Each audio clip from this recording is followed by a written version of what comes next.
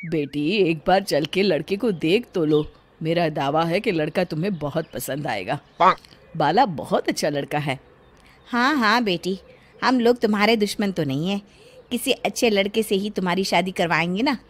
आखिर तू हमारी इकलौती बेटी है। अच्छा ठीक है माँ, अब ज़्यादा भावुकतापूर्ण शब्दों का इस्तेमाल ना करो। मैं चलने के लिए तैयार हूँ। चलो फिर, बिना देर के हम सब चलते हैं। सभी बाला के घर पहुंचते हैं।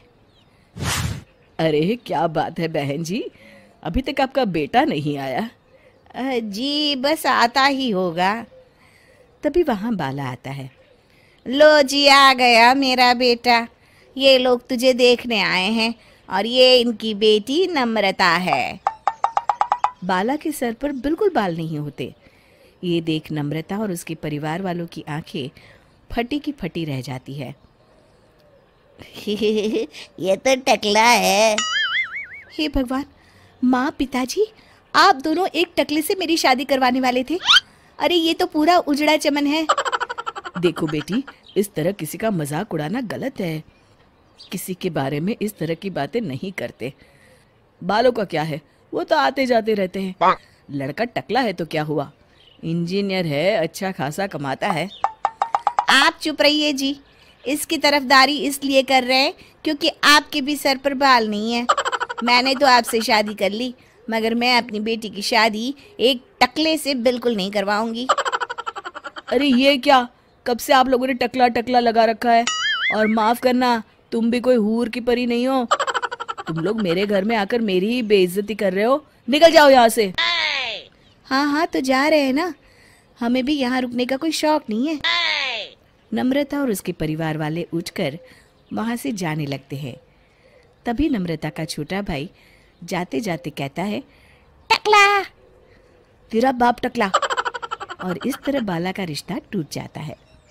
फिर एक दिन सड़क के किनारे एक आदमी घूम घूम कर कंधी बेच रहा होता है।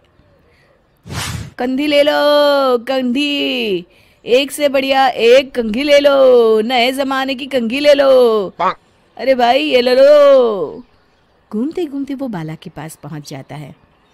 अरे भाई साहब, कंधी लोगे क्या? ये लो। तभी उसकी नज़र बाला के सर के ऊपर पड़ती है। अरे माफ़ करना भाई साहब, आप इसे लेकर क्या करोगे? आपके सर पर तो बाल ही नहीं है। आपका तो स्टेडियम पूरा खाली है। चलता हूँ। कंधी ले लो, कंधी ले लो। कंधी वाले की बातें सुनकर बाला को बुरा लगता है।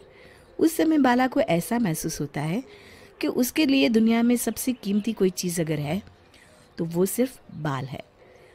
बाला सड़क पर चलते हुए लोगों के बाल बड़े गौर से देखता है। चलते चलते बाला एक मंदिर के पास पहुंच जाता है। हे भगवान, तुमने ये मेरे साथ क्या किया? थोड़े से बाल अगर मुझे दे देते तो तुम्हारा क्या चला जाता? सारी दुनिया मेरा मजाक उड़ाती है। अरे भाई, आज पहला इंसान देख रहा हूँ जो मंदिर आकर भगवान से अपने लिए बाल मांग रहा है। बेटा, भगवान ने तुम्हें सब कुछ तो दिया है।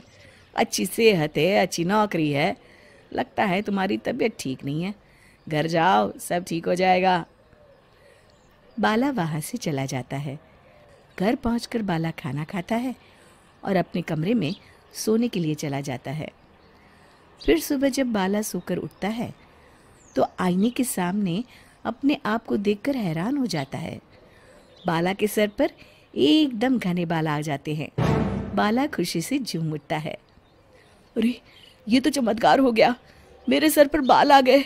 लेकिन ये हुआ कैसे?